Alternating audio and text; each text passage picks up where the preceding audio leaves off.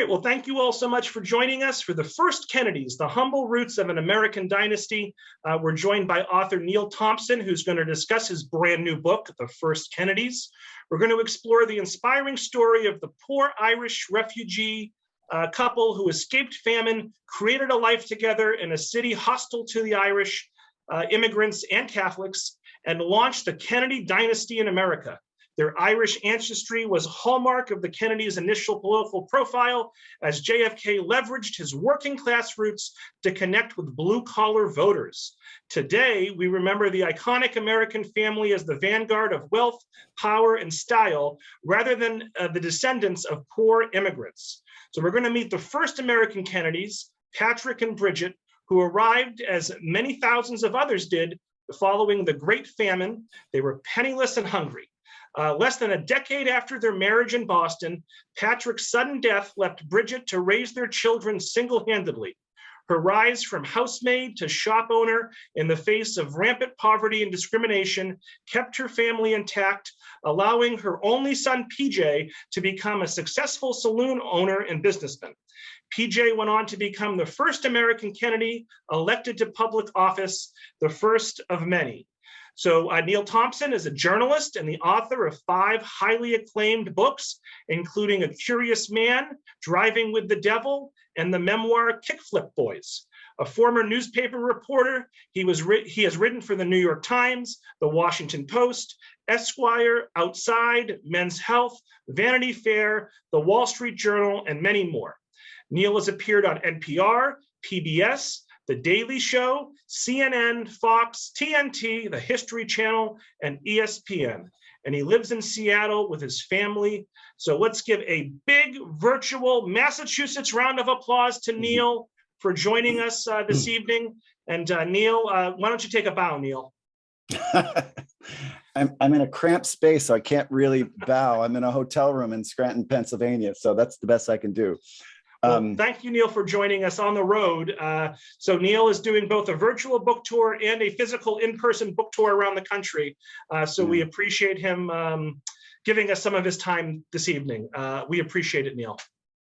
And I just want to say before we get started, Robert, thank you so much for having me. This is great. I am a lifelong library attendee, fanboy.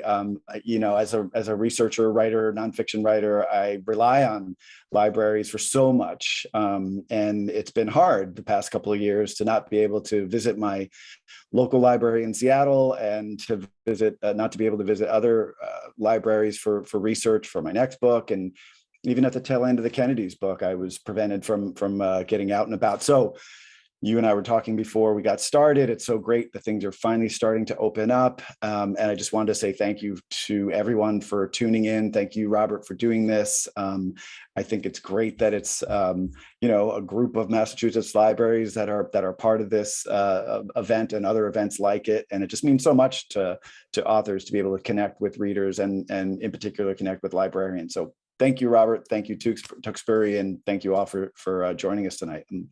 Yeah, absolutely, Neil. And Neil, we're fortunate in Massachusetts to have the Boston Public Library, which is arguably the best, if not one of the best public libraries in the country. But you in Seattle also have one of the better public libraries. So that's great that you can take advantage of that. All right, so why don't we jump right in, Neil? These first couple of questions, I think, are good introductory questions to get the audience familiar with the book. So when your newspaper dispatched you to cover the disappearance and death of JFK Jr. Back in 1999, one bartender cried to you that she, quote, felt like I just lost a family member, unquote.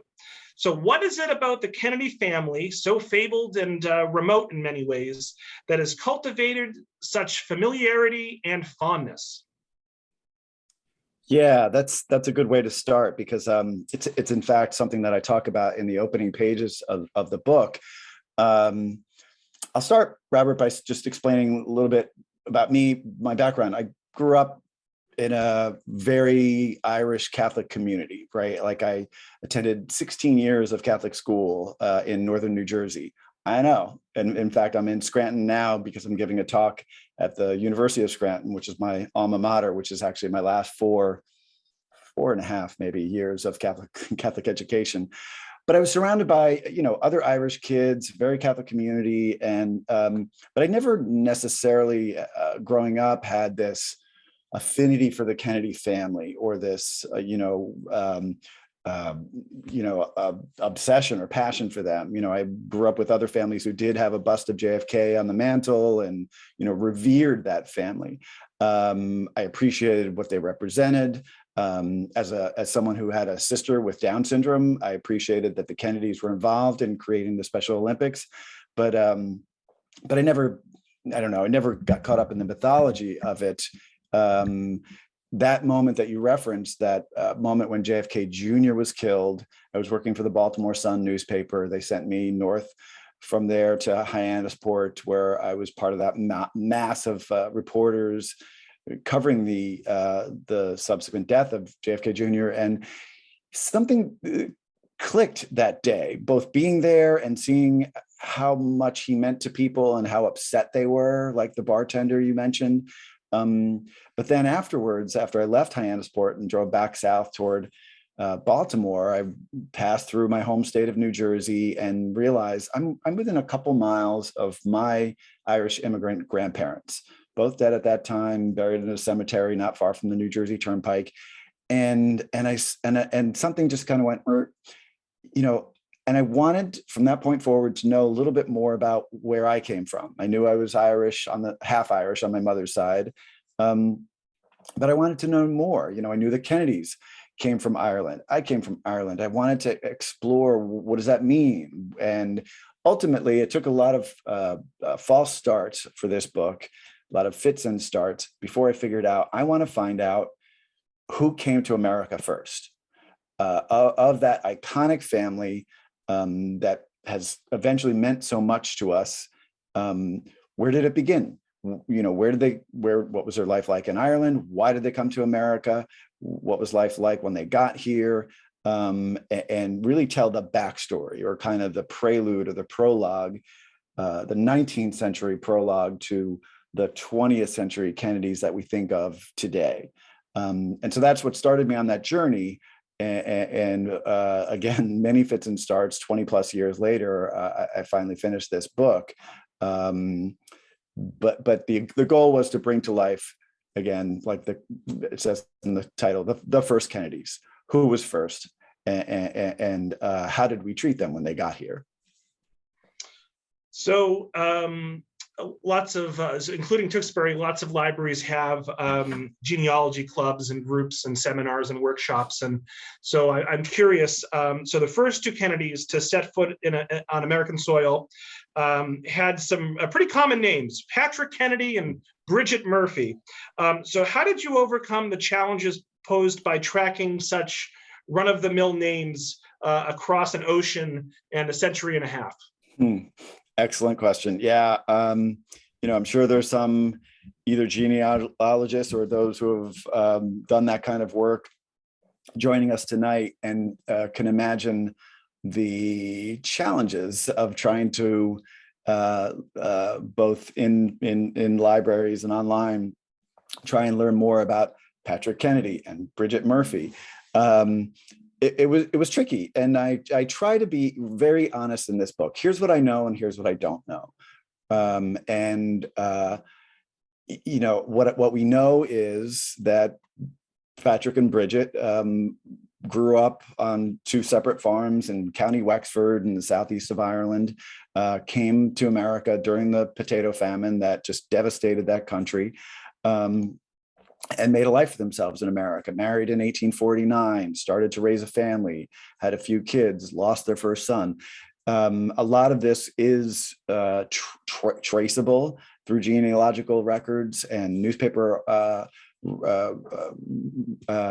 stories from the day, and passenger ship manifests, passenger lists, these kinds of things that remarkably there's so much online now. I didn't realize since my last book how much has been digitized and is accessible. But you're right, Robert, like there were so many times I would look at a list of passengers on a certain ship and get excited at seeing Patrick Kennedy's name, but think, do I know that's him? Is it? Do we know? Do we know for sure? And in the past, many Kennedy books have just kind of accepted as the norm, like, yep, the Washington Irving is the ship that Patrick was on. There's less that's been written about Bridget, so there wasn't even an attempt at guessing which ship was hers. But you're right, it created a lot of challenges and required other types of sort of investigative research on my part, and I felt like I was trying to solve this mystery, and I think I got close. I think there are things that we'll never know. Bridget did not leave a diary behind. She did not leave her collected papers behind. We don't know what she was thinking as she was, standing on the ship of whichever ship she was, standing on the deck of her ship, coming into Boston, having left her entire family behind. But we do have, thanks to libraries and archives, other letters and diaries and recollections of what it was like for other poor, terrified Irish immigrants coming to America. And so I relied heavily on those kinds of resources to sort of build the world around Bridget and Patrick, even during those moments when I didn't know exactly what their specific experience was like. And can you give us a brief history lesson of the sort of Great Irish Potato Famine, and who was to blame for it, and sort of what caused the situation?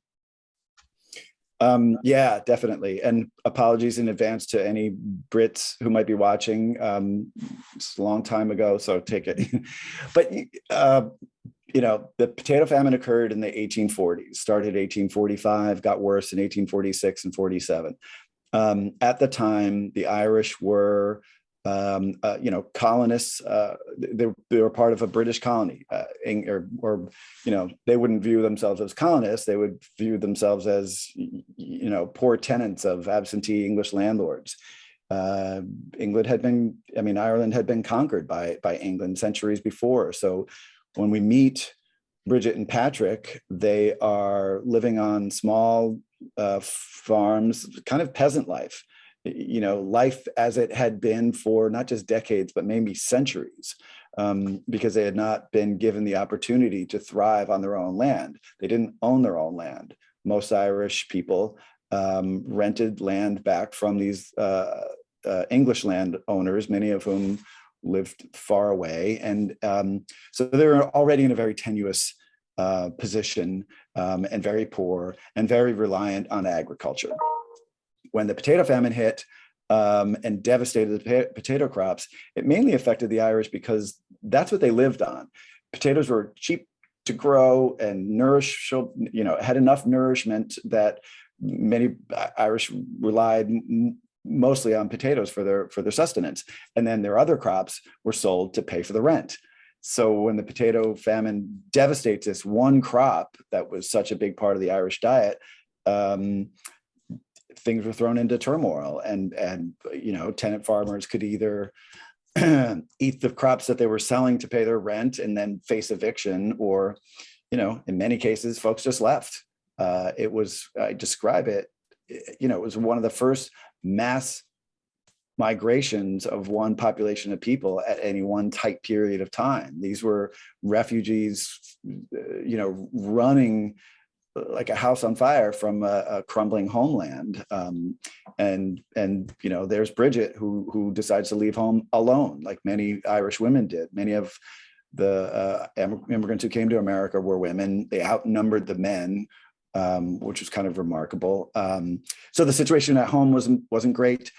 Then they escape to America and find it's not so great there either.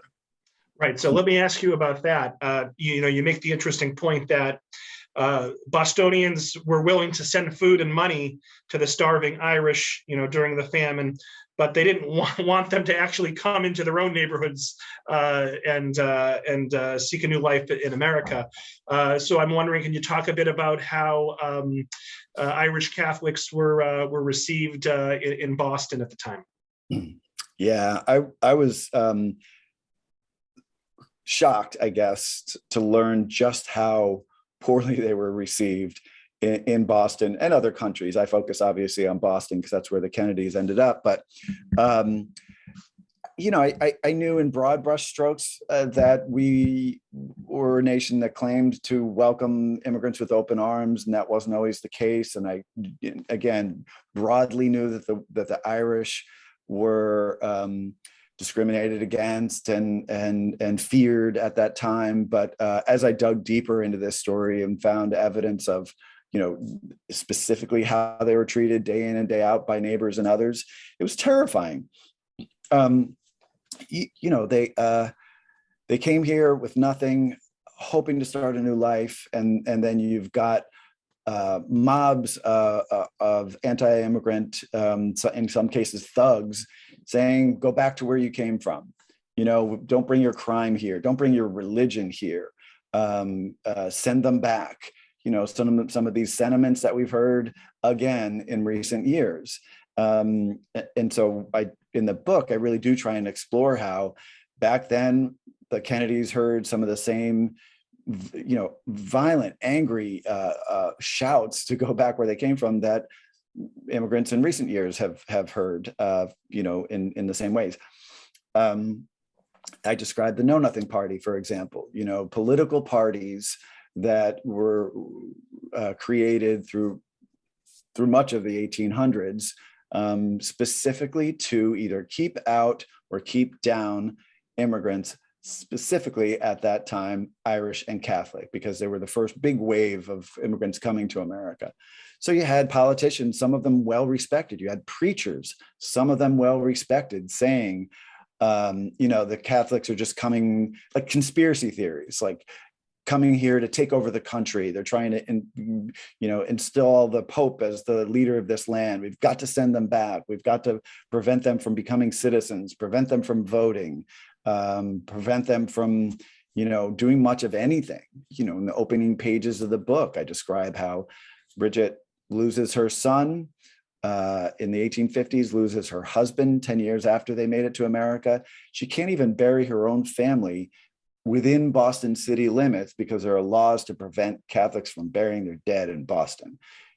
We think of Boston as such an Irish Catholic city now, but back then, 1850s, Bostonians were doing their best to prevent it from becoming Irish or Catholic.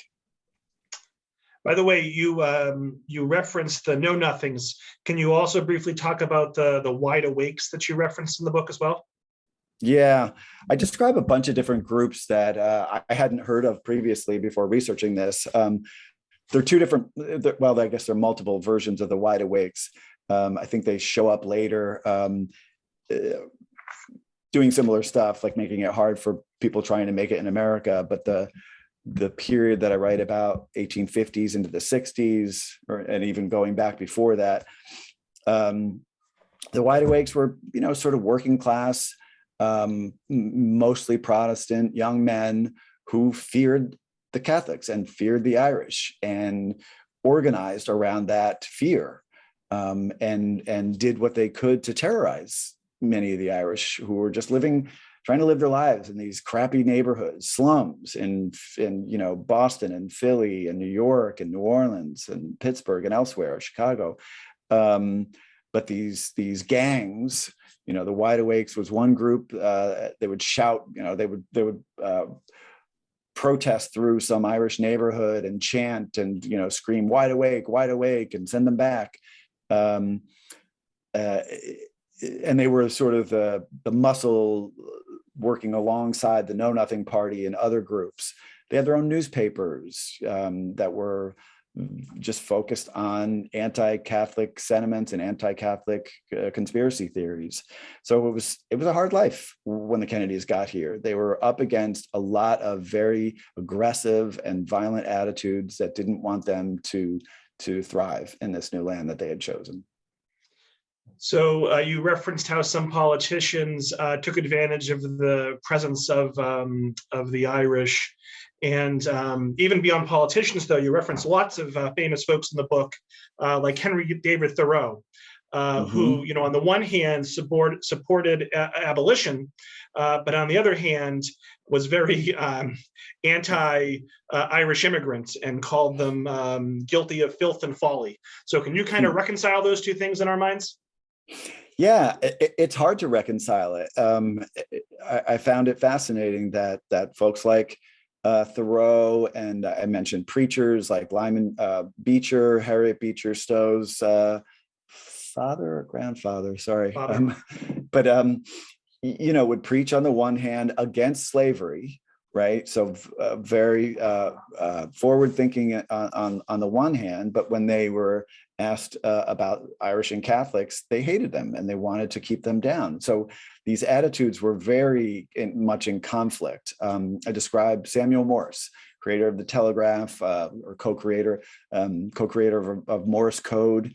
He wrote a wildly popular book in the 1830s about the Catholic conspiracy and the threat of these foreign influences like the Irish and Catholics. He was a Know Nothing member, or actually his party was called the Native American Party, which says a lot about where their heads were at. And in fact, there's evidence that when he created his, dots and dashes, one use that he envisioned was to use that secret code to prevent the Catholics from taking over, the White House or whatever other, goals they were aspiring to. It was just nonsense.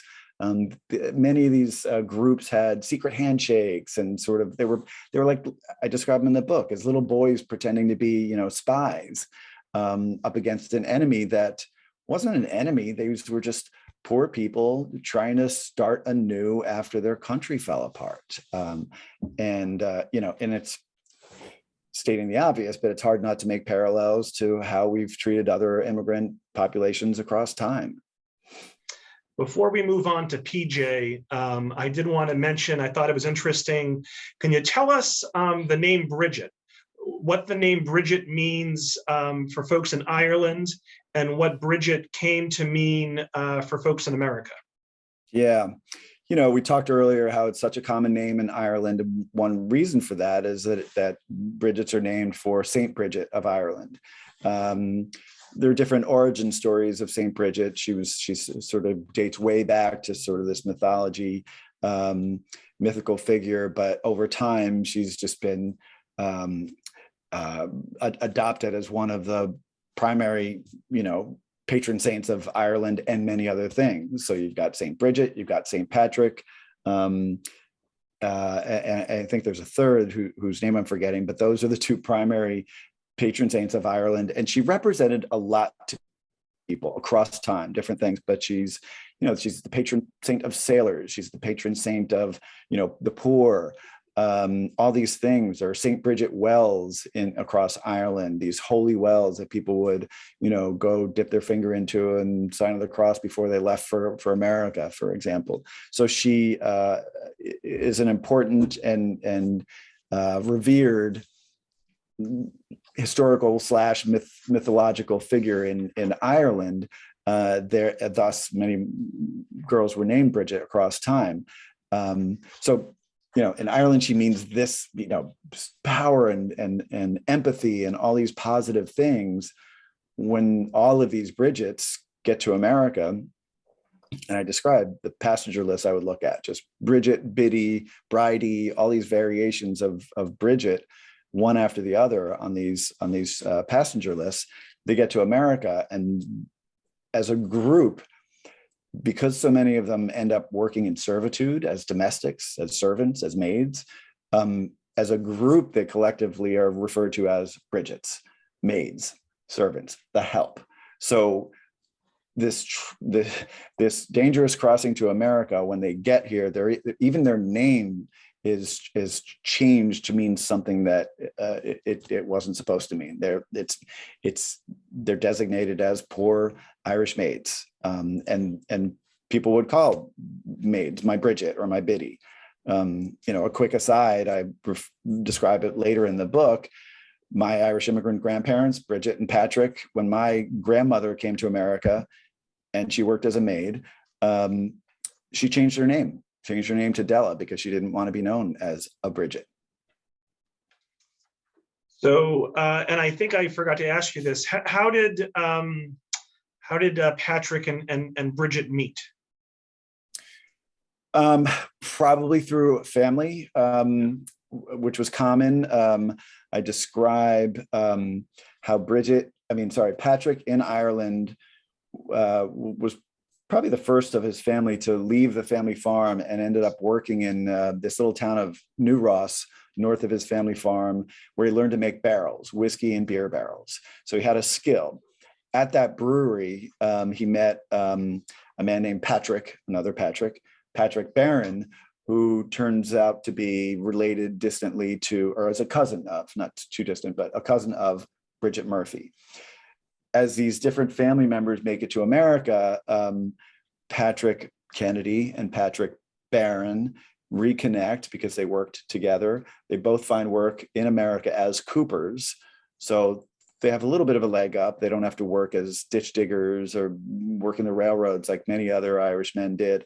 So together they end up making barrels again in America. And I believe, but we don't know for certain, but it seems as if Patrick Barron introduced his cousin Bridget to Patrick Kennedy. They get married in 1849. They live in East Boston, just across the harbor from the North End. They start a family. I mentioned briefly earlier, they have eventually three daughters. First son, John F. Kennedy, dies at 20 months old. The life expectancy of kids, firstborn, American-born kids of Irish immigrants, at that time, life expectancy was 5 years. So John F. Kennedy doesn't even make it that long.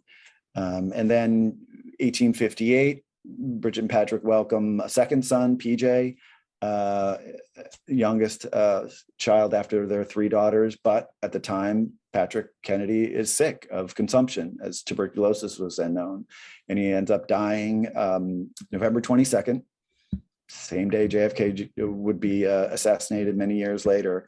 And that date of his death leaves Bridget alone with four kids, working as a maid, widowed, and living in the slums of East Boston. So I apologize, Robert, I forget what your initial question was, but that moment has always stuck with me, and the book kind of opens with a version of that, because I feel like the Kennedy family could have ended right there, on November 22nd, with Patrick Kennedy dead and Bridget alone with her kids. So many widows lost their children to orphanages or gave them up, or the illnesses that were part of the just teeming around them could have taken her or any one of her kids, and that could have been the end of it.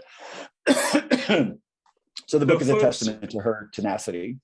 Yeah, no, absolutely. So folks, I'm going to give another 10 or 15 minutes of questions to Neil. So in the meantime, feel free to start getting questions into the Q&A. There's about 150 of you, so let's come up with some good questions. And I will start getting to the audience questions within the next 10 to 15 minutes. So let's transition now to the next generation with the PJ and the other children. So can you talk about the education that they received? Yeah, not much. There were public schools in East Boston. PJ went to the Lyman School, which was the local public school. Overcrowded, not enough space for anybody. Teachers were overworked. But I described the dynamic there, which was many Irish kids learning alongside many of these Protestant Yankee kids. But the teachers and the headmasters were very focused on having a very Protestant-focused and very English-centric curriculum and religious studies. And this was a problem for many Irish families. So their children were forced to recite the Protestant version of the Lord's Prayer. Slightly different, but meaningful to the Irish. They were forced to study the King James Bible. Different, but in a meaningful way to the Irish. So there were a lot of protests among Irish parents saying, wait a second, can't we just all learn the same things? Why do you have to shove it in our face? A lot of the lessons that PJ and others were confronted with were very English centric. Describe Oliver Cromwell, the conqueror of Ireland, being taught as a hero of England. So there were protests. Irish kids got whipped if they didn't get with the program. And so at some point, PJ, because he's, doesn't have a father figure, his mother's busy working, and he ends up getting in trouble. He goes to, the detention center for truancy at one point. And I describe how from that low point for him, he emerges and kind of gets his act together and becomes a longshoreman, and in time becomes an incredible success in business and in politics. Well, and let's talk about his business success. How does he go about becoming a saloon owner, and what role, if any, does Bridget play? I think Bridget was crucial to PJ's eventual success. We talked earlier about Bridget working as a maid when she came to America, but she didn't stay there. She, over time, worked at a hotel in East Boston. She worked as a hairdresser at the Jordan Marsh department store in downtown Boston, and in time opened her own grocery store in East Boston, sometime around the end of the Civil War, and operated that shop a couple different locations until it found its home base on Border Street in East Boston. Operated that for the rest of her life. So she was this rare and remarkable female business owner, widowed female business owner, widowed immigrant female business owner. She had many strikes against her, and yet managed to succeed as a small business owner. Just incredibly rare. So it doesn't sound like much now, but for her to run her own business and in time to be so successful that she was able to buy the building where her grocery store existed, and then the building next to it, and become a landlord to other incoming Irish immigrants. She just became a remarkable success in a relatively short period of time alone. She never remarried. She was raising her kids by herself. So she was a remarkable success story. So PJ, gets into trouble when he's young, but in time sort of taps into his own sense of entrepreneurship, and sort of there's also this sort of community mindedness in both their businesses. Bridget, stuck in the East Boston community from the day she got to America, and worked there and lived there, and got to, helped her neighbors. PJ similarly stayed most of his life and career in East Boston. So he opened, his first saloon was in South Boston. He sold that, and then he started buying saloons and opening retail liquor shops in East Boston. And I describe him as this type of bartender and saloon keeper who was always cognizant of the people around him, especially incoming immigrants and other neighbors who needed help. He was very, he was a very empathetic guy, a listener instead of a talker, is how I describe him. If somebody has just gotten to East Boston and they're a little lost and they're trying to find a job or a place to live, they would come to PJ's saloon, and he would connect them with a place to live or a place to get a job. Yeah, and so as a follow-up to that, and you just touched on it, but can you delve a little deeper into how he sort of transitions from a barkeep to a successful Democratic political operative? And you talked about how he didn't have certain political skills that you would associate with a politician. He was a bad public speaker. He was a bad campaigner, but yeah, he did seem to be successful in politics. Can you talk a bit about that?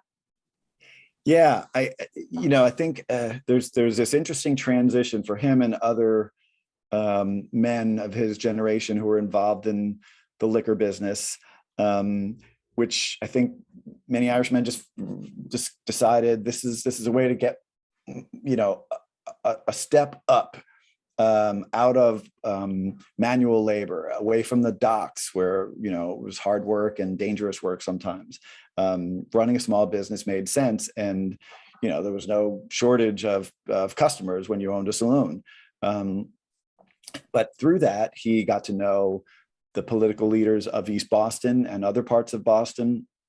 He got to know voters. He got to know neighbors. And in time, the ward leaders, he lived in East Boston, so he was Ward 2. Ward leaders started to come to him and said, hey, maybe you can help us out with this event. Maybe you'd like to be on the fundraising committee for this, dance that we're trying to put together. Or maybe you'd like to start walking the streets just before election day and knock on some doors and tell people who to vote for.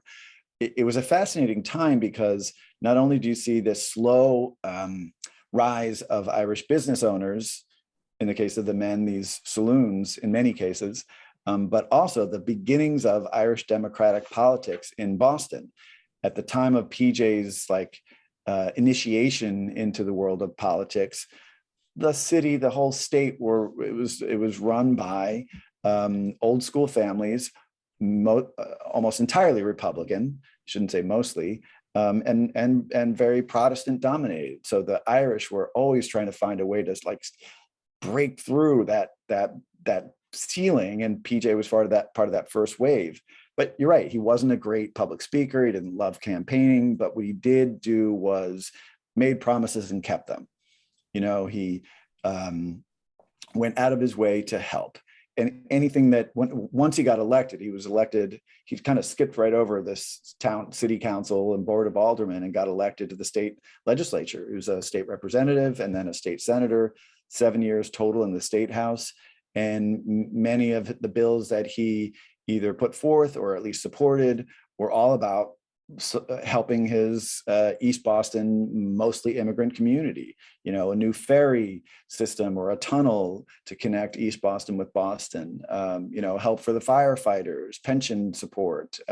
He was always cognizant of the little guy. And I think some of that sensibility later trickles down into later generations of the Kennedys. Speaking of later generations, we'll hit the fast forward button just a little bit. So in 1887, PJ marries a woman named Mary Hickey. And in 1888, they have their first child, who's Joseph Patrick, Joseph Kennedy. And it's interesting, you point out in the book, the Kennedys are like this amazing, successful immigrant story, they fulfilled the American dream situation. Yet interestingly, Joseph Kennedy throughout his life really downplays his immigrant roots. He's a second generation American, yet he really doesn't play up that fact. Can you speak on that? Why do you think that was the case? Yeah, I think there were personal reasons for Joe, but also a dynamic in place that kind of made sense, and then Joe kind of ran with it. But I think his mother and father, Mary and PJ, as the American-born kids of Irish immigrants, appreciated where they came from, appreciated the hardships that their parents went through, make it to America and to start a family and to make a life for them. When Joe comes along, his father is a successful, wealthy guy. PJ, not only the political success, but he opens a bank and he gets involved in the coal business and real estate. So he's born, with a spoon in his mouth. He goes to Harvard because daddy can help him. He gets a job at a bank and becomes a very young bank president because daddy owned the bank. So in many ways, I think Joe was ready to become American. He didn't want to, wallow's not the right word, but he didn't want to linger in this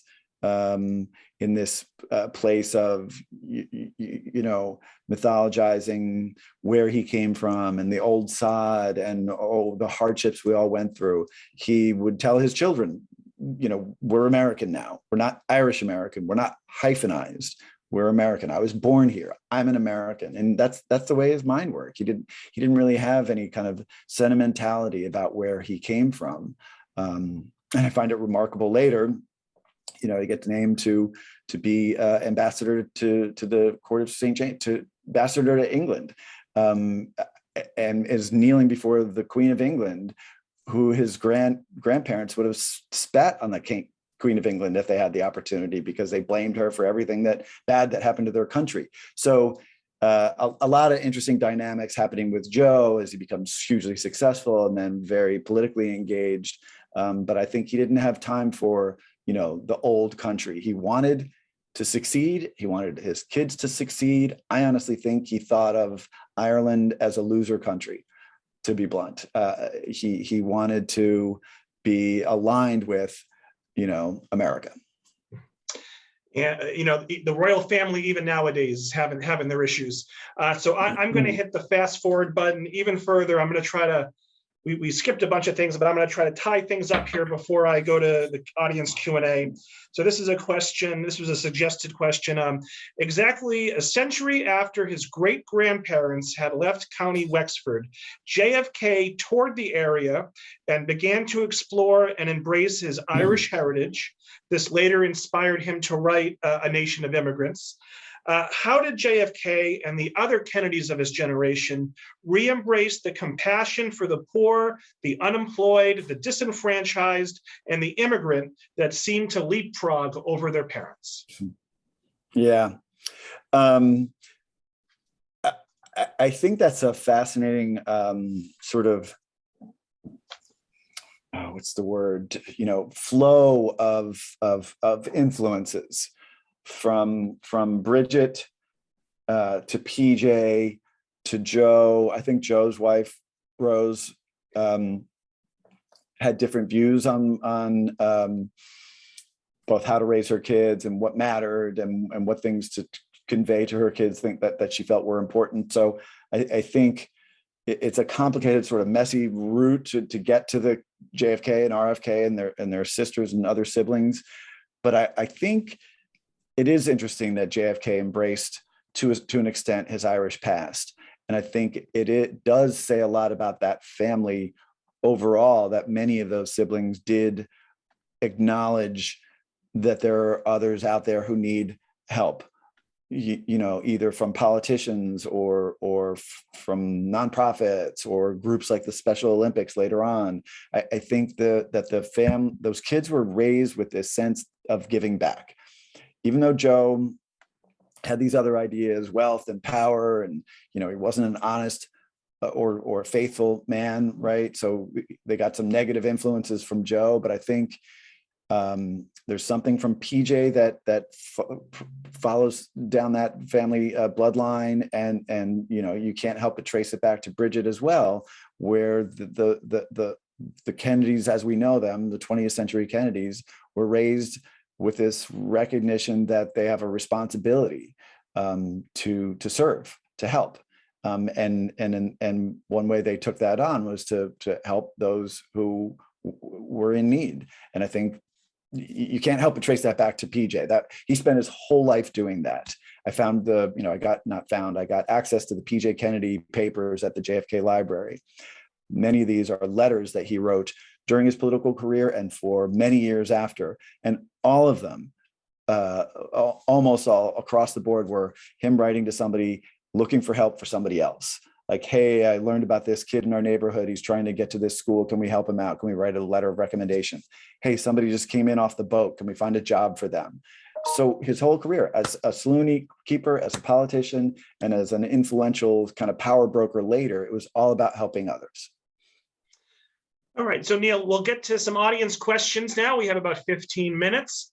First question comes from Paul, who says, congratulations on the first Kennedys. I thoroughly enjoyed it.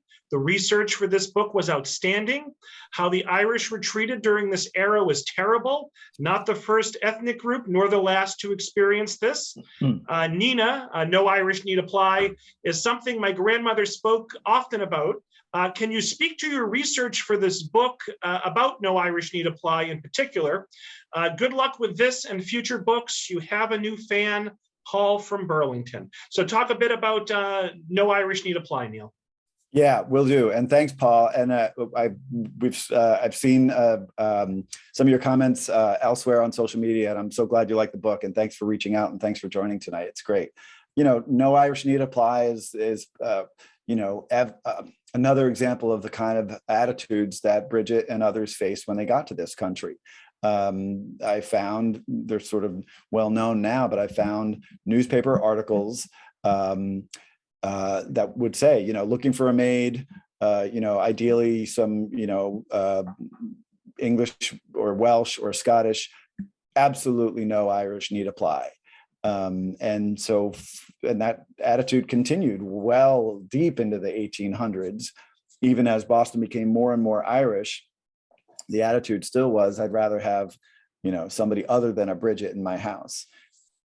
In time, they had no choice. They just had to end up hiring the Irish because there just weren't enough others to go around. But that attitude is fascinating, and it followed and haunted many of the young women who are coming here, like Bridget.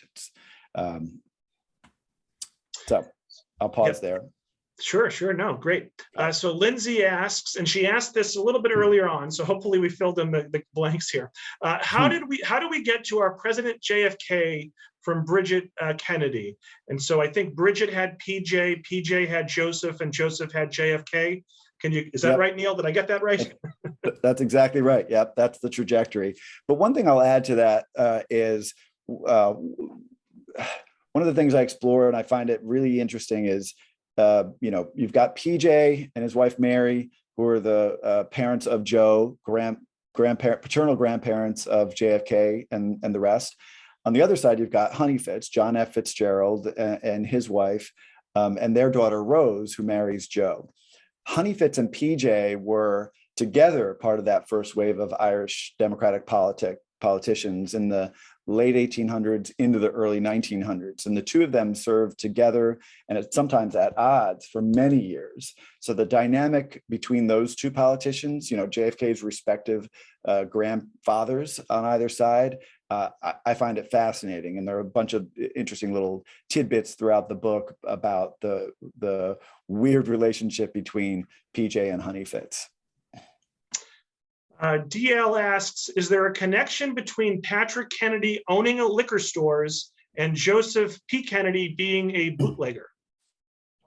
There is, but from what I've been able to find, Joe Kennedy was never actually a bootlegger.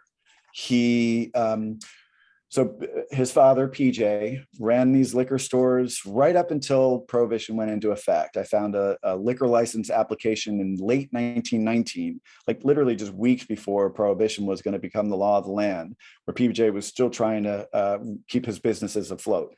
When Prohibition became the law, it banned liquor sales, but not the possession of liquor. So PJ took all of his stuff from all of his liquor stores and his bars, with Joe's help, and put it in his basement at the house that he'd moved to in Winthrop. And then later, Joe would tap into that stash of liquor supplies from his dad. I don't know if he sold any. The evidence is that he probably used some of that to party, to bribe business colleagues, or just to give them away as gifts. But it doesn't seem as if he actually was an active bootlegger. He did get involved in the liquor business after Prohibition and was very successful at it, importing liquor to America once Prohibition ended. But the whole trajectory, I think, is fascinating. I didn't mention it earlier, but Bridget at her grocery store sold liquor. PJ is a hugely successful liquor man. Joe kind of picks up on it after that. So whiskey is like this through line through the first decades, almost the first century of the Kennedys in America. So we have a question from Trenton who asks, how old would JFK be today? And so I don't know if there would be math. I don't know if you knew there would be math involved, Neil. I think according to a quick search engine search here, he'd be 104. He was born in 1917. So right. I would discount him possibly being alive. But then again, I think Jimmy Carter's pushing 100. So I guess you never know. But it is amazing to make that comparison. It's physically possible. Yeah. But yeah, JFK be 104 today. An anonymous attendee asked, did JFK and his siblings show their grandparents? I'm sorry, let me start over. Did JFK and his siblings know their grandparents, PJ and his wife? I'm wondering if PJ's model of service influenced his grandchildren, JFK and his siblings. Oh, that's a good one. And I'm glad that came up. Thank you. Because yes, so JFK is born he's the second child born to Joe and Rose. Firstborn was Joe Jr., 1915. JFK born in 1917. PJ lived until 1929. And during the 1920s, he was a doting grandfather. He loved visiting his grandkids. Joe was often in Hollywood, starting his film business. He was traveling a lot. Rose, was raising the kids primarily herself. So PJ and his wife, Mary, spent a lot of time with the kids, got to know JFK. JFK later described PJ, interestingly, as, kind of stern. He was not a goofy, playful guy, but he was definitely a devoted grandfather. And I'm sure his sort of focus on service and doing good for the community somehow filtered into those kids during that period of time when he was with them as the doting grandfather. Mary died a little bit earlier. She died in 1923, I think, and then PJ in 1929. So he knew JFK up until JFK was 12. And I think the answer to this is no, because I think Bridget died in 1888, did we say? I could be mixing up my years. That 1888 seems like a big year for the Kennedy family.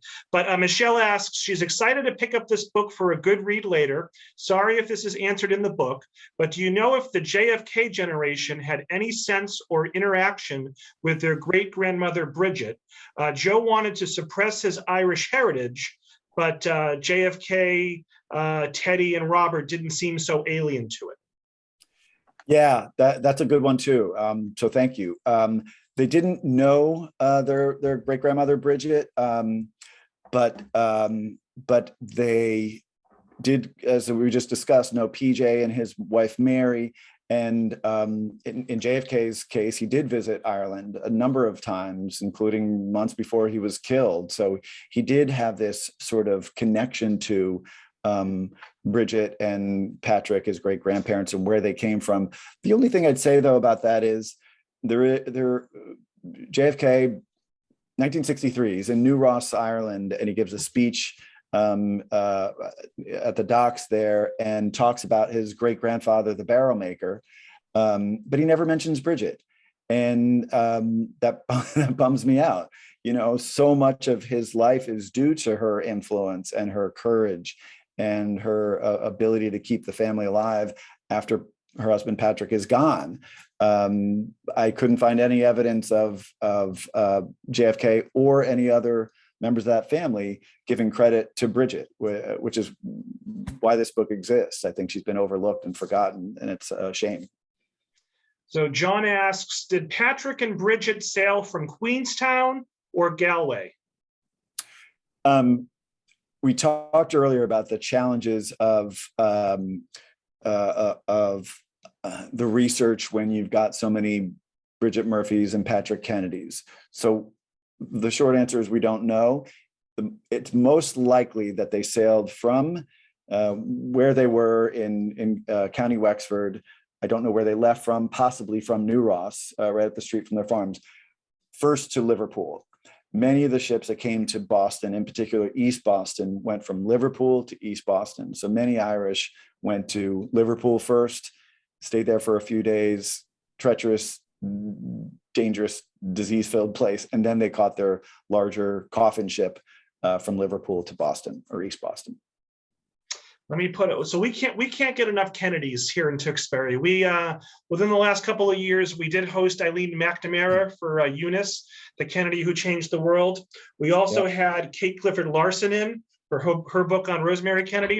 And so we'll end with this one. Janine wants to know, would you care to discuss Rosemary Kennedy, how she impacted her sister Eunice's desire to start the Special Olympics? Yeah, I love Kate Clifford Lawson's book. And I think it's another example of not only how we can't get enough of the Kennedys, but how there are these interesting stories still there to be explored. I mean, a lot of people know Rosemary's story, but Kate just did a remarkable job really bringing her to life and showing what an influence she had on other members of that family. And I like this question because it means a lot to me personally. I mentioned earlier I had a sister who had Down syndrome. She's passed away now, but such a big influence on my life. and probably something that connected me without me realizing it to the Kennedys because of the creation of the Special Olympics. So I think Rosemary and Eunice are both examples of how the women in that family have had such an impact on this country and done such remarkable things, but are often, unfortunately, kind of overshadowed by the men. And so it's great to have books like Eunice and Rosemary, and hopefully this contributes to that trend of acknowledging the women in that family and what an important role they played in their own way. You know, obviously politics wasn't a path forward for some members of that family because women just weren't as involved in politics during, you know, the earlier decades of the 1900s. But each in their own way, they've found a way to be helpful, to give back. And I think Rosemary's influence on other members of that family, you see it not only in Eunice and her work with the Special Olympics, but I do think you see it in the men and sort of their sensitivity to certain issues and people who have special needs. It's not as overt as Eunice's specific, you know, focus on the Special Olympics, but I think that sensibility is there because of Rosemary's lasting influence on the family. So Neil, we're approaching 8 o'clock. I'm going to say a couple of thank yous, and then I'm going to throw it back to you for any last words you may have. I want to thank the Friends of the Tewksbury Library for sponsoring tonight's program. I want to thank Wellesley Books, who I think I neglected to mention at the beginning. They're our official bookstore partner, and you'll all be receiving an email from me tomorrow with a feedback survey, with the recording, and with a link to purchase an autographed copy of The First Kennedys from Wellesley Books. So look for that email tomorrow. And again, I want to thank the libraries in Clinton, Middleton, Lowell, Danvers, Tingsboro, Wilmington, Shrewsbury, Saugus, Georgetown, Pepperell, Medford, Groveland, Boxford, Littleton, and Raleigh for partnering with Tewksbury for tonight's event. So Neil, we have about 30 seconds. Do you have any last words for the audience? Just a lot of thank yous. Robert, thank you for doing this. The questions were great. I've been doing a lot of this in recent weeks, and you guys just came up with new things that I hadn't been asked before in a good way. I love being sort of pushed to think about this story in different ways. I also encourage you to pick up a copy of the book from any local independent bookseller. Wellesley has, as Robert said, the signed copies. I'm happy to send more signed copies if they run out, which would be a good problem to have. But just thank you for joining us tonight. As I said at the very start, I love you guys. I love libraries. I've spent my whole life in libraries, and you guys are heroes. If you're librarians out there, or anyone who just supports libraries. So thank you for the good work you do that allows me to do what I do and write the stories that I'm able to write. It wouldn't happen without libraries. Thank you. Well, thank you, Neil. Thank you for your kind words about libraries. Best of luck with the rest of your virtual and in-person book tour. Best of luck with the book. And thank you for your kind words. I'm certainly no John Oliver, so I appreciate all the assistance. And I hope you have a great night. So thank you all so much. And I hope everyone enjoys the rest of their evening. Thanks again. Thanks, everyone. Thanks for being here.